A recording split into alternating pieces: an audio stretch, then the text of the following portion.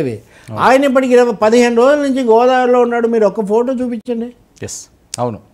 So is doing under ground work in the sense ఆయన లోపల చేసుకుంటూ పోతున్నాడు. ఆయన అది బిహైండ్ ది స్క్రీన్ అంటారు. అది మంచి పరిణామమేనండి. అంటే పార్టీ మీద శ్రద్ధ పెట్టి నిజంగా అన్ని వివరాలు తెలుసుకొని ఒక పద్ధతిలో వెళ్తే మంచిదే. రాజకీయంగా బీజేపీతో వెళ్ళడమో లేదా ఇంకోటో మంచిదా కాదంటే అది ఆయన విధానం.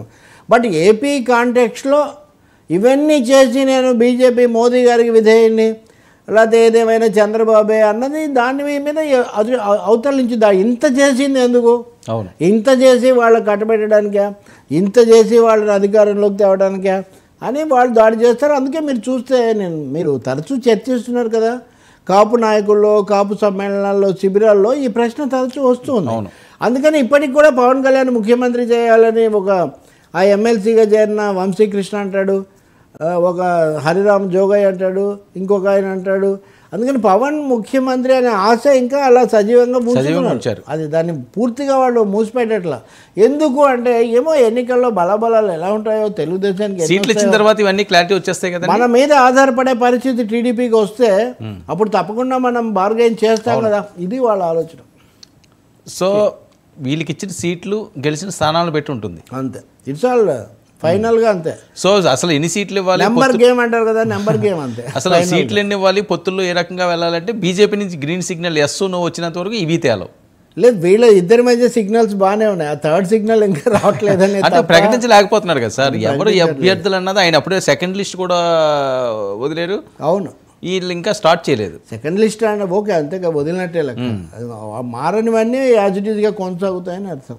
సో అందుకనే జగన్ వ్యూహము ముందుగా దాన్ని ప్రకటించేసేయాలని వాళ్ళందరూ రియాక్షన్ ఇచ్చే విధంగా ఉండాలి తప్ప వాళ్ళది వచ్చాక తను ఇవ్వటం కాదు, తనది వచ్చాక వాళ్ళని ఒకసారిగా వాళ్ళు టేకన్ అబ్యాక్ లాగా ఒకసారిగా వాళ్ళని తన లిస్టుతో స్టన్ చేయాలి.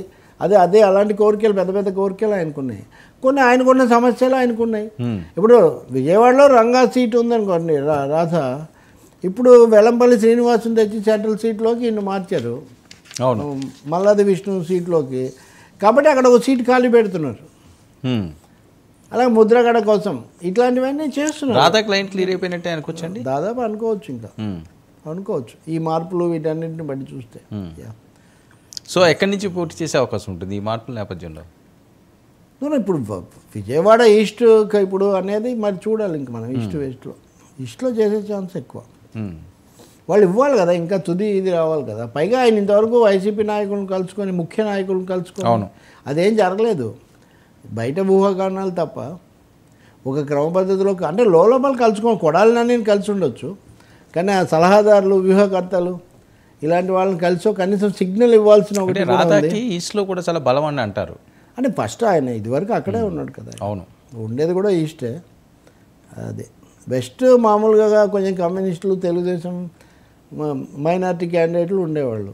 తర్వాత అది మూడైంది, ఆ మార్పులు చేర్పులు అన్నీ వచ్చాయి. సో ఏదైనప్పటికీ కూడా ఒక బిగ్ వారే, చాలా పెద్ద వార్ జరుగుతుంది నిజంగా మన మీడియాలో.